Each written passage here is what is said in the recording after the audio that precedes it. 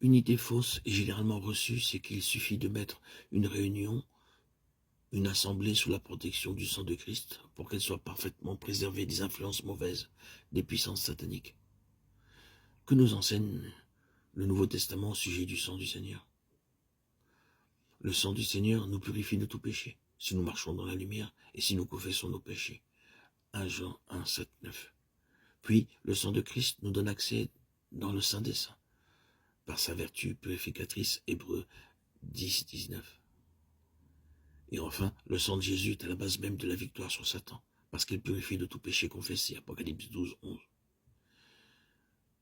Mais nous ne voyons nulle part que quelqu'un puisse être mis au bénéfice du sang du Seigneur indépendamment de sa volonté et des conditions où il se trouve devant Dieu.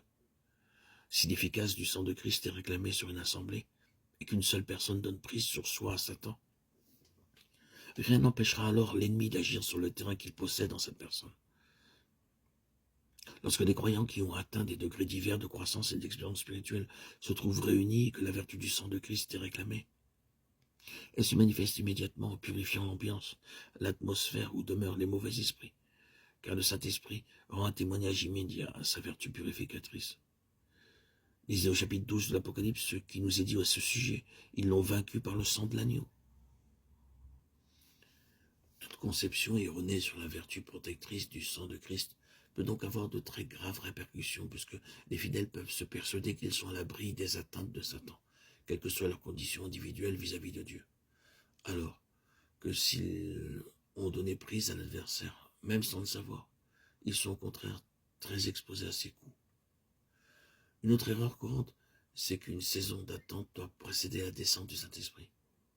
Ici encore, nous trouvons des expressions et des théories qui égarent le chrétien et ouvrent la porte à toutes les séductions de l'ennemi.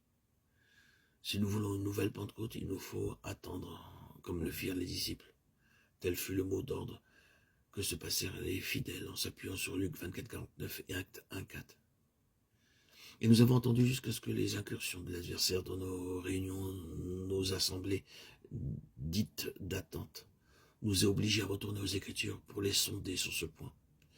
Alors, nous nous sommes aperçus que la portée de l'expression si souvent employée dans l'Ancien Testament, et particulièrement dans les psaumes, « Attends-toi à l'Éternel ». Le sens de l'expression, c'est s'attendre à Dieu, avait été forcé, exagéré.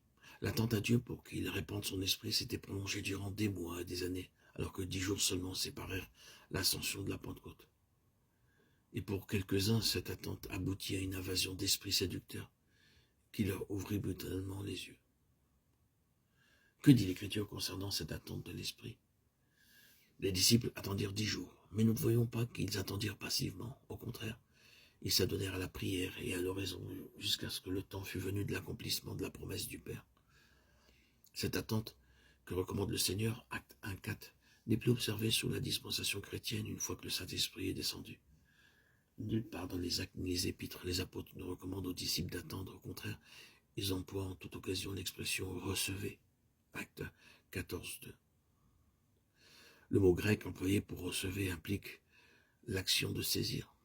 Il est vrai que d'une façon générale, l'Église de notre siècle vit expérimentalement comme si le Consolateur n'était pas encore venu. Toutefois, ceux qui recherchent auprès de Dieu le baptême d'Esprit Saint ne se trouvent pas pour cela dans la position des disciples avant la Pentecôte.